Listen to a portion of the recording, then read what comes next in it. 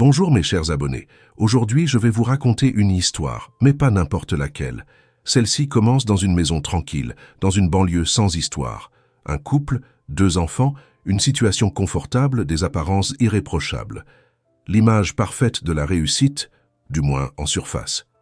Mais derrière les murs de cette maison se jouait un théâtre bien plus sombre, des règles fixées par un seul, une femme qui s'efface pour contenter son mari. Un amour qui s'essouffle, remplacé par des arrangements déroutants. Et puis, un regard échangé dans un bar, une rencontre, un frisson. Et tout a basculé.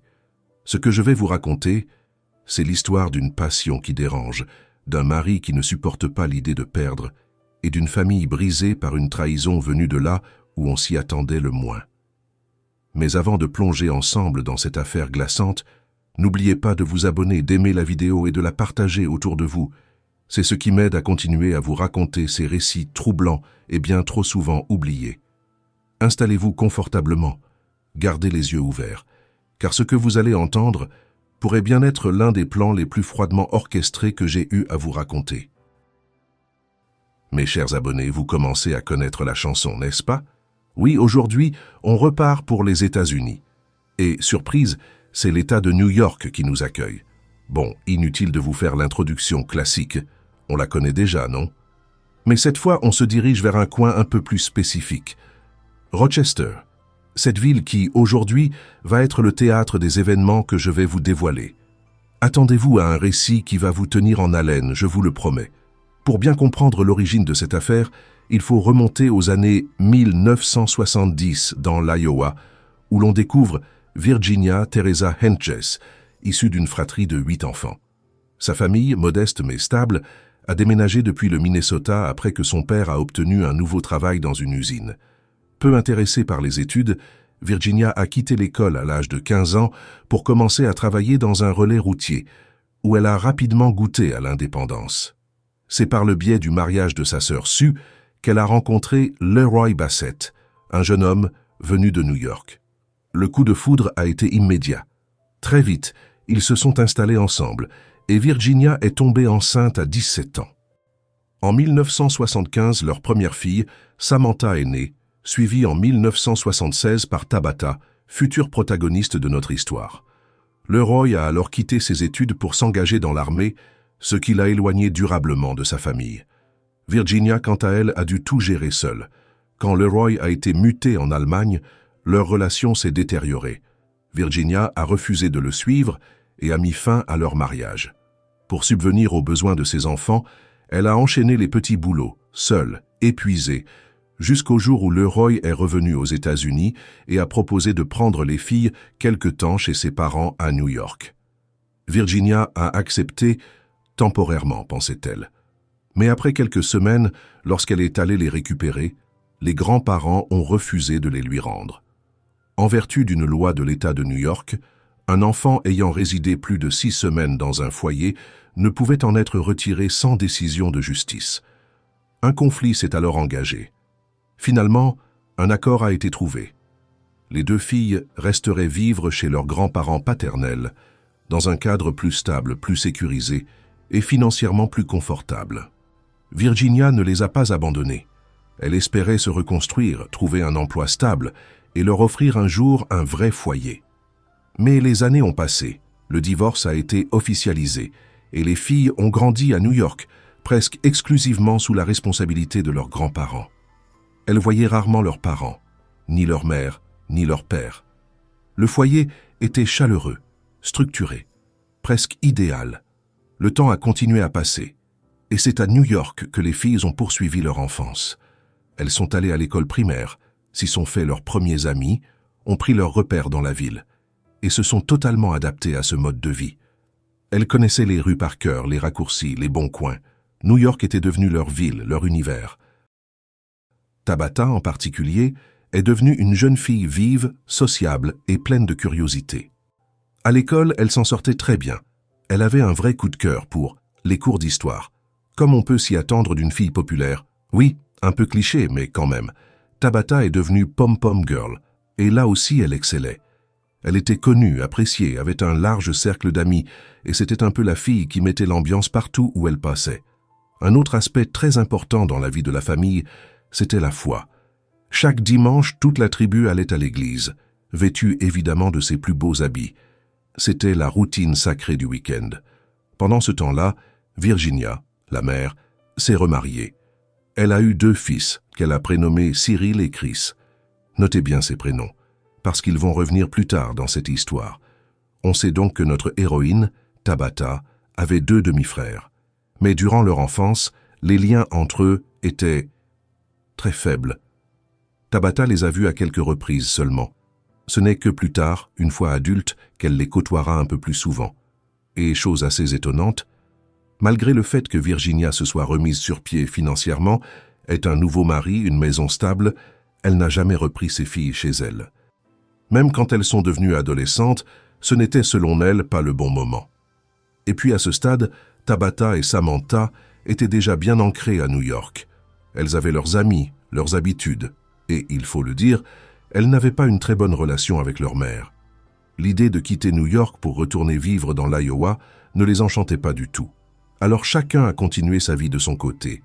Les filles parlaient de temps en temps avec leur mère au téléphone, mais sans plus. Les années ont passé, et notre Tabata est devenue une jeune femme brillante, jolie et pleine de charme. Elle avait toujours un petit cercle d'admirateurs autour d'elle, mais elle était fidèle en amour. Rien à signaler du côté des frasques amoureuses ou des histoires bizarres. Au lycée, elle a rencontré un garçon avec qui elle a entamé son premier vrai grand amour. Dans le livre consacré à cette affaire, oui, car il existe un livre.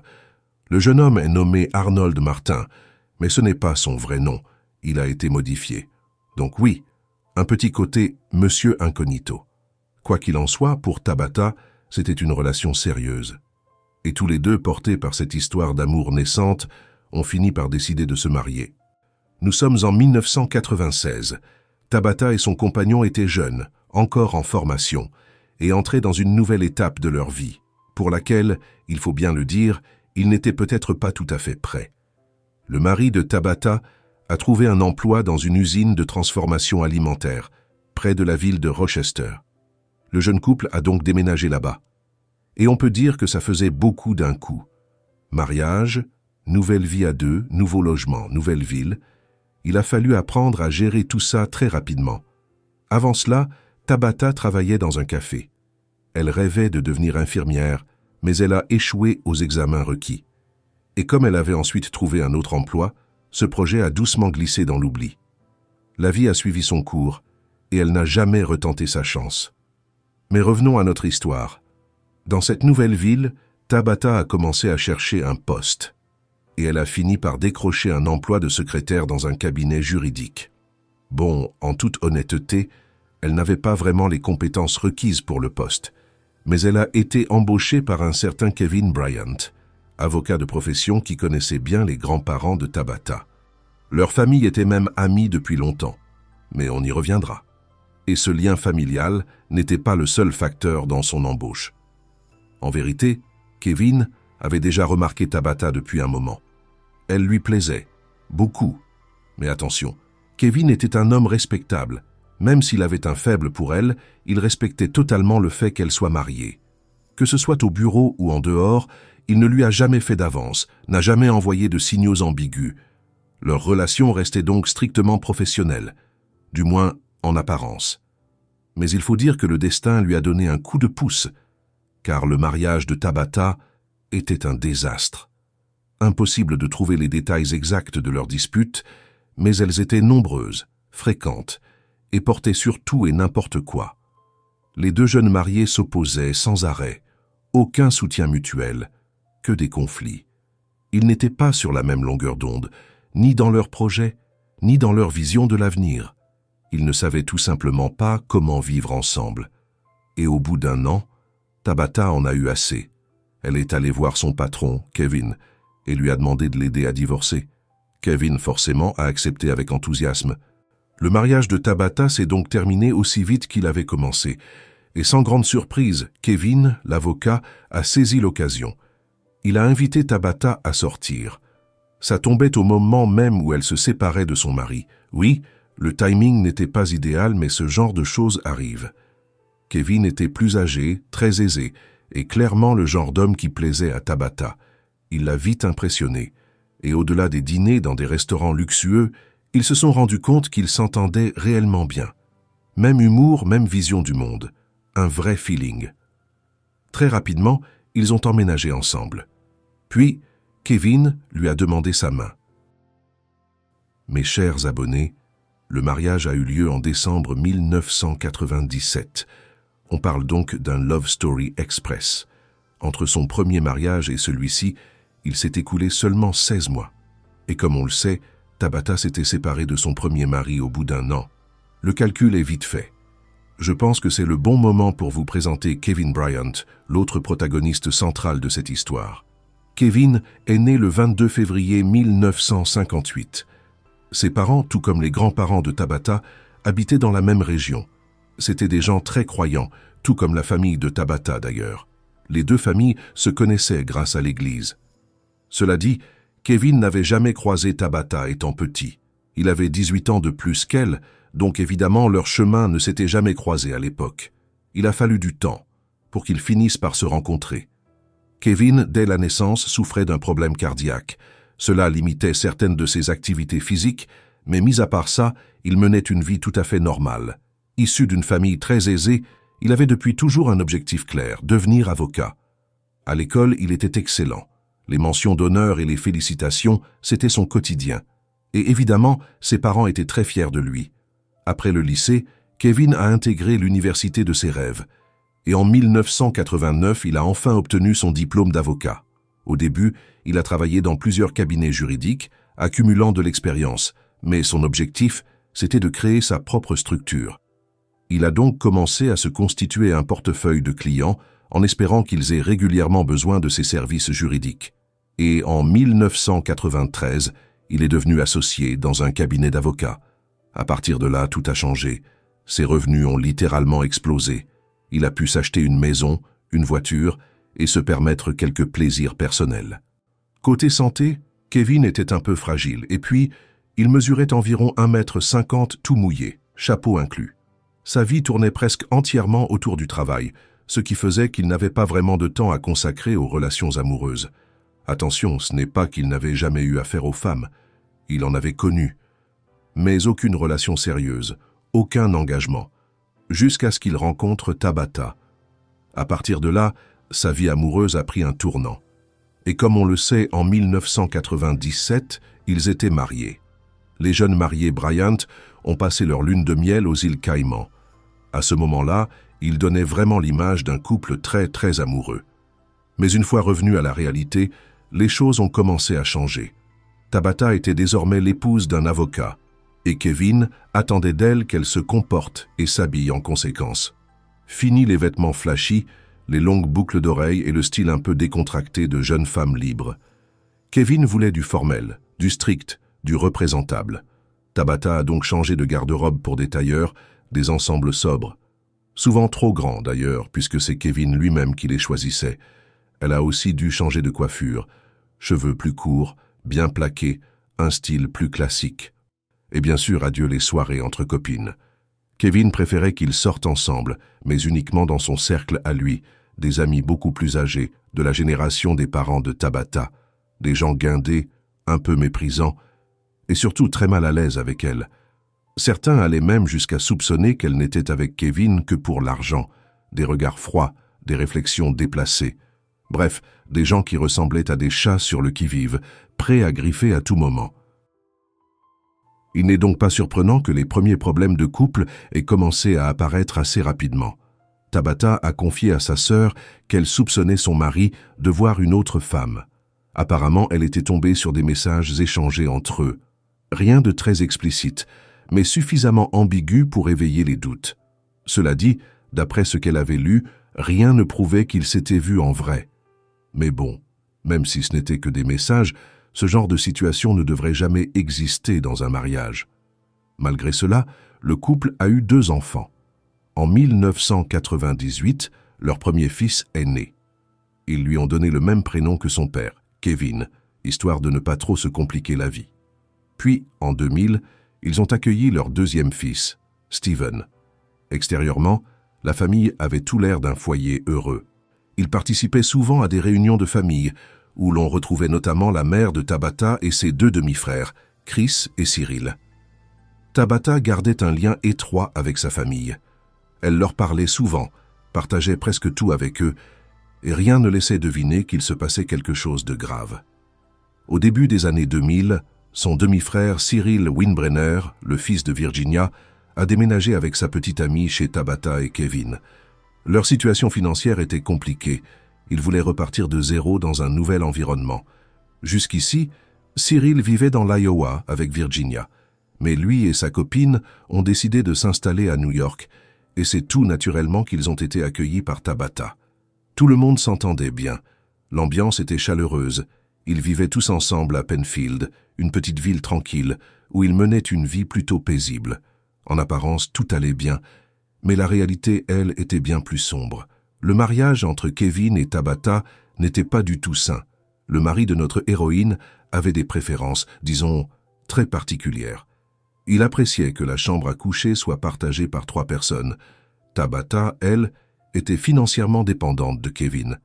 Elle avait 2 enfants et elle faisait tout pour que son mari soit content. Elle acceptait donc ses soirées du week-end, passées dans des bars, des clubs, à faire de nouvelles rencontres. Et on sait très bien comment ça se terminait. Elle savait que son mari n'était pas fidèle. Mais selon elle, il valait mieux qu'il le fasse sous ses yeux plutôt que dans son dos.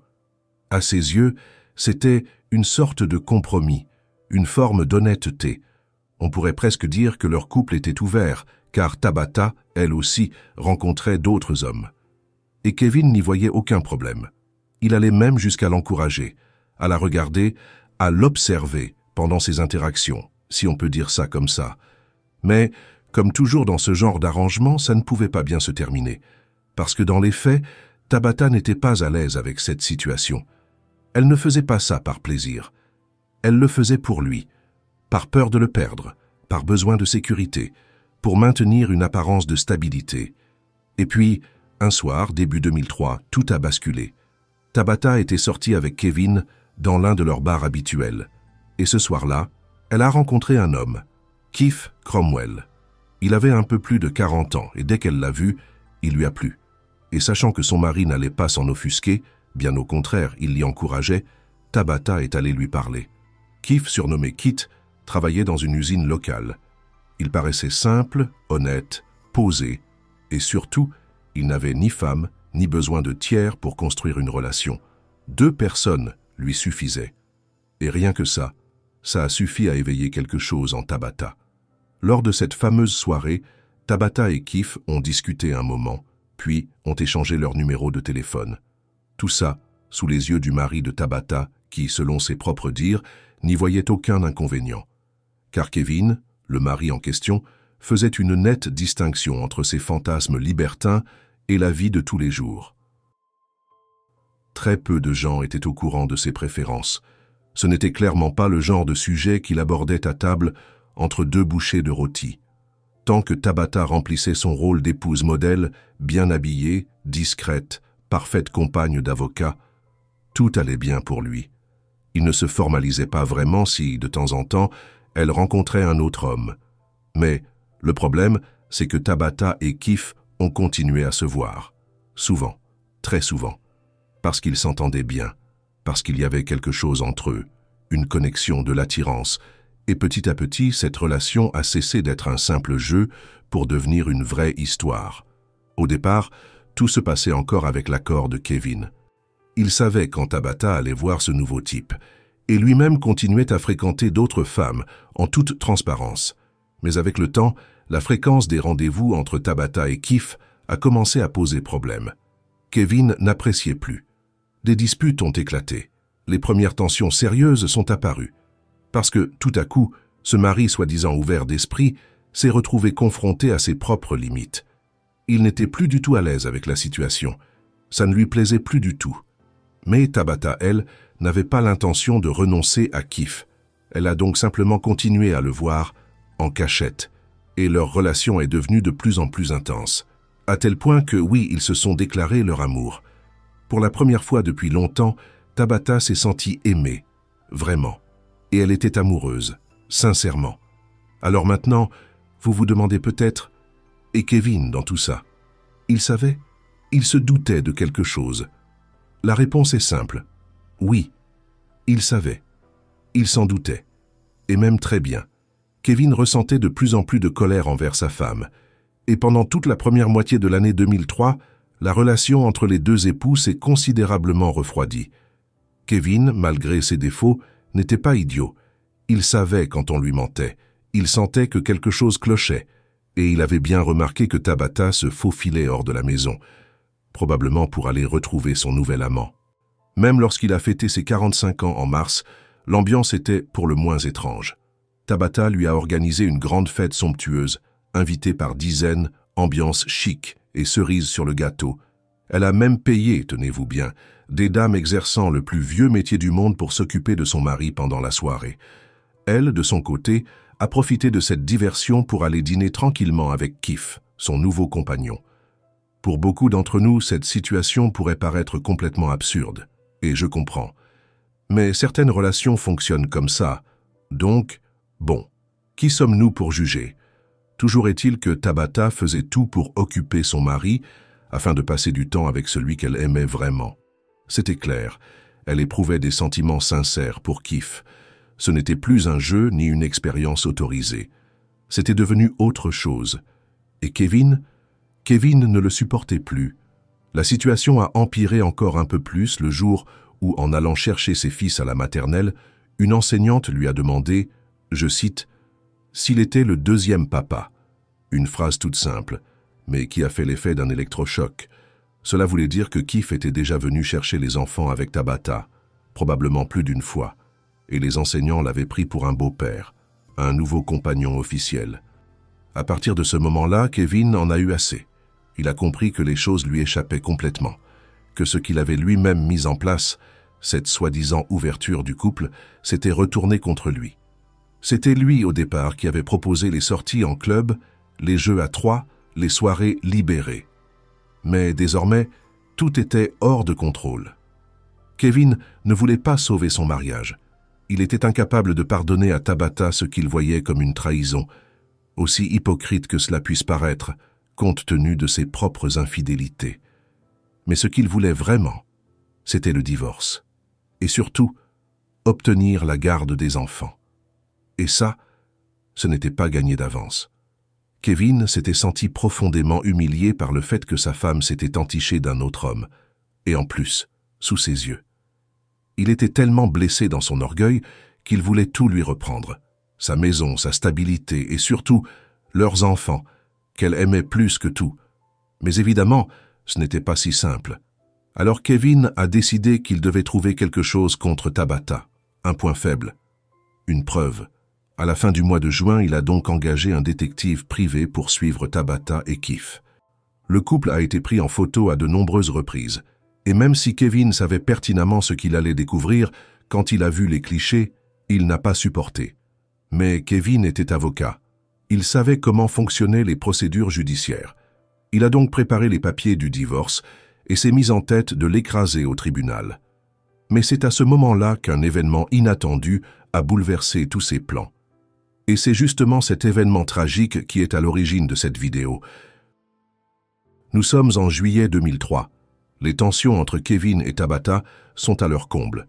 Mais pour sauver les apparences, il continue de jouer le rôle du couple parfait, surtout devant les enfants, les voisins et le reste de la famille. Tabitha est amoureuse d'un autre homme, mais Kevin lui ordonne de rompre. À contre-cœur, elle obéit. Elle affirme le faire pour ses fils, pour protéger sa famille. Elle revoit Keith une dernière fois et lui annonce que c'est fini, mais malheureusement, il était déjà trop tard. Nous sommes le lundi 14 juillet 2003. Quelques secondes après minuit, un appel d'urgence est passé depuis la maison des Bryant. C'est Kevin au bout du fil. Il a dit qu'il y a du sang partout, qu'il pense que sa femme est gravement blessée. Il a expliqué toute la scène à l'opératrice du 911. Il lisait tranquillement un livre à l'étage pendant que Tabitha était en bas, dans le salon. Puis, soudain, il a entendu un bruit étrange suivi d'un cri. Il est alors descendu et a découvert une scène d'horreur. Il a affirmé avoir aperçu un intrus en train de sortir de la maison. Puis, peu après, Une voiture garée devant chez eux a démarré et a pris la fuite. Mais il faisait trop sombre, et Kevin, sous le choc, n'a pas pu identifier la personne. L'opératrice lui a demandé alors « Avez-vous une idée de qui cela pourrait être ?» Et là, Kevin a répondu sans détour « Ma femme avait un amant. » En quelques secondes, il venait de révéler l'un des secrets les plus intimes de leur vie conjugale. L'ambulance est arrivée très rapidement, mais hélas, il était déjà trop tard. Tabata a été déclarée morte sur place. Selon les premières constatations, elle a été tuée à l'aide d'un coupe-pain et d'un fusil. Autrement dit, l'attaque était sauvage, brutale, méthodique. Quelqu'un voulait s'assurer qu'elle ne s'en sortirait pas vivante. La police a commencé immédiatement à chercher le ou les coupables, et surtout le mobile. Et comme dans presque toutes les affaires de ce genre, le premier suspect, c'est le mari. D'autant plus que Kevin s'est montré étrangement calme, trop calme, à tel point que certains agents ont commencé à l'appeler entre eux l'homme le plus serein du 911. Son attitude mettait mal à l'aise. Elle semblait presque inappropriée. Mais quoi qu'il en soit, les enquêteurs se sont mis au travail. Ils ont commencé à rassembler les preuves, et autant vous dire qu'il n'y en avait pas beaucoup. Rien n'avait été volé dans la maison, ce qui permettait d'écarter le mobile financier. Sauf, peut-être si le ou les agresseurs avaient été interrompus par Tabata dans le salon, puis par Kevin qui était à l'étage, ce qui expliquerait pourquoi ils n'auraient pas eu le temps d'emporter quoi que ce soit. Quoi qu'il en soit, des traces de sang étaient partout, sur tout le rez-de-chaussée de la maison. Il y en avait même dans la salle de bain, ce qui donnait l'impression que le tueur avait essayé de se laver après le crime, ce qui, évidemment, n'avait aucun sens, puisque Kevin avait affirmé être descendu immédiatement après avoir entendu des bruits suspects et qu'il aurait fait fuir l'intrus sur le champ. Mais les tâches ne s'arrêtaient pas là. Il y en avait aussi devant la maison, ce qui prouve que l'agresseur était couvert du sang de la victime en sortant. Encore plus intriguant, dans la poubelle située juste devant l'entrée, les enquêteurs ont trouvé une paire de gants chirurgicaux, entièrement imbibés de sang. Et là, c'est un peu étrange. Quelqu'un vient commettre un meurtre d'une brutalité extrême et jette ses gants ensanglantés juste devant la maison, comme s'il ne voulait pas aller plus loin pour les dissimuler.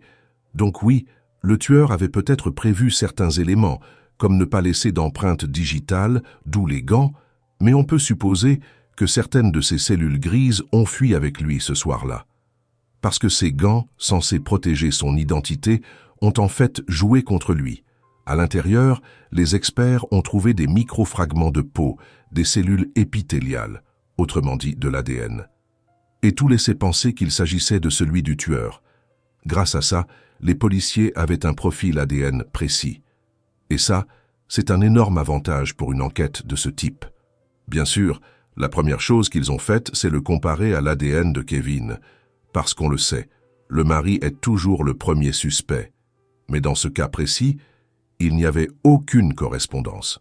Cela dit, Kevin a tout de même été convoqué pour un interrogatoire.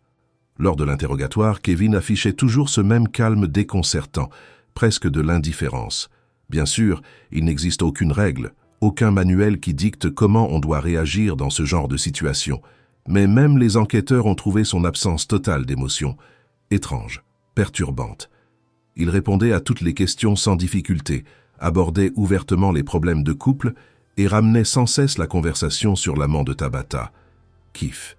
Il répétait qu'elle le voyait en cachette, qu'il n'approuvait pas, qu'il avait demandé qu'elle mette fin à cette relation. Mais ce qui troublait vraiment les policiers, c'était le décalage entre son discours et les faits. Kevin aurait pu avoir un mobile, et certains éléments de sa version des faits semblaient bizarres.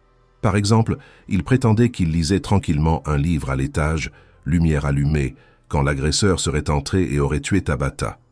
Mais logiquement, qui s'introduirait dans une maison où l'on voit clairement qu'il y a quelqu'un éveillé à l'étage? Un cambrioleur ou un tueur choisit généralement un moment plus discret, quand tout le monde dort ou quand la maison est vide. Là, la lumière était allumée à l'étage, ce qui aurait dû dissuader quiconque. Et Kevin avait affirmé être descendu immédiatement après avoir entendu un cri. Pourtant, on a retrouvé des traces de sang dans la salle de bain ainsi que de l'ADN de Tabata dans la bonde de la douche. Ce qui signifie que quelqu'un avait pris le temps de se laver les mains après le crime. Alors quoi? Le tueur avait eu le temps d'agir, de tuer, de se balader dans la maison, d'aller dans la salle de bain, de se laver et ensuite de sortir tranquillement. Tout cela ne collait pas avec le récit de Kevin. Il aurait fallu qu'il descende très, très lentement et sans bruit pour que l'agresseur ne l'entende même pas venir. Mais malgré ces incohérences, aucune preuve directe ne permettait d'accuser Kevin. Aucune trace de sang sur ses vêtements, aucune goutte de l'ADN de Tabata sur lui. Alors que, vu la scène du crime, l'assassin ne pouvait pas être ressorti indemne. Résultat, même si son comportement paraissait émotionnellement détaché, la police n'avait aucune base solide pour l'inculper. Kevin fut donc libéré. Les enquêteurs ont alors décidé de chercher d'autres pistes, et c'est là que l'affaire a pris un tournant inattendu. 4 jours plus tard, le 18 juillet, une femme s'est présentée au commissariat. Elle s'appelle Jennifer. Elle travaillait dans un club où elle exerçait le plus vieux métier du monde. Et ce qu'elle a déclaré va faire l'effet d'une bombe. Kevin était l'un de ses clients réguliers. Il venait souvent dans ce bar. Jennifer se souvenait très bien de Kevin, notamment à cause de sa petite taille. Et puis, il lui avait dit qu'il était avocat, ce qui collait parfaitement avec l'homme dont elle avait entendu parler aux infos. Un jour, selon elle, Kevin l'aurait regardé droit dans les yeux et lui aurait demandé si elle connaissait quelqu'un qui, contre de l'argent, pouvait faire disparaître une personne. Sur le moment, Jennifer a pensé que c'était une blague, ou peut-être une tentative de drague particulièrement glauque. Elle lui aurait alors répondu en plaisantant. « Quoi, tu veux te débarrasser de ta femme ?» Et Kevin, avec un ton froid et sérieux, lui aurait répondu « Oui, c'est exactement ça. » Jennifer, troublée, avait changé de sujet, pensant que tout cela n'était pas sérieux. Mais quelques jours plus tard, Tabata était morte, et Kevin était présent dans la maison au moment des faits, ce qui, normalement, aurait dû faire fuir n'importe quel agresseur. C'est ce détail qui a connecté les points dans l'esprit de Jennifer, et elle a décidé d'aller tout raconter à la police. Après ces déclarations, les enquêteurs étaient convaincus. Kevin était derrière tout ça, d'autant qu'il n'avait aucun autre suspect, aucun autre mobile crédible. Imaginez qu'un inconnu soit entré par hasard dans cette maison, sans aucun antécédent similaire dans le quartier, relevait presque du fantasme. Et surtout, Kevin faisait tout pour pointer du doigt Keith, le petit ami de Tabata. Mais Keith avait un alibi en béton pour le soir du meurtre, vérifié et confirmé. Il était entouré de plusieurs personnes, tous ont confirmé sa présence. Les enquêteurs ont donc compris que Kevin essayait simplement de détourner les soupçons. Puis, grâce à leur enquête de terrain, les policiers ont découvert que 2 autres personnes vivaient chez les Bryant quelque temps auparavant. Vous vous souvenez? Il s'agissait du demi-frère de Tabata, Cyril, et de sa compagne Cassidy Green. Et là, gros problème. Après la mort de Tabata, Cyril avait disparu, introuvable. Heureusement, les policiers ont réussi à retrouver Cassidy. Mais dès le départ, elle a été hostile. Elle ne voulait pas parler, elle repoussait les enquêteurs. « Non, approchez pas, j'ai rien à vous dire. » Un comportement plutôt étrange, pour quelqu'un censé ne rien avoir à se reprocher. Les policiers ont alors demandé à fouiller son domicile. Et là, surprise, ils ont trouvé un fusil de chasse exactement du même modèle que celui utilisé pour tuer Tabata. Ce n'était pas une preuve irréfutable, on aurait pu plaider l'ignorance avec un bon avocat, mais c'était suffisant pour pousser plus loin l'interrogatoire. Et là, Cassidy a craqué. Pas tout de suite, non. Mais après quelques heures de pression, elle a avoué. Elle a expliqué que oui, elle et Cyril avaient habité chez Tabata pendant un moment. Mais leur couple était chaotique. Disputes fréquentes, bagarres, tensions permanentes. Pire encore, Cyril avait commencé à voler de l'argent et des objets à sa propre sœur. Quand Tabata l'a découvert, elle a immédiatement mis les 2 dehors. Ils se sont retrouvés sans argent, sans toit, à la rue. Et c'est là qu'est arrivé, tel un sauveur, Kevin Bryant. Le beau-frère. Il leur a tendu la main et proposé $5 000 pour se débarrasser de Tabata. Et ce n'était pas tout.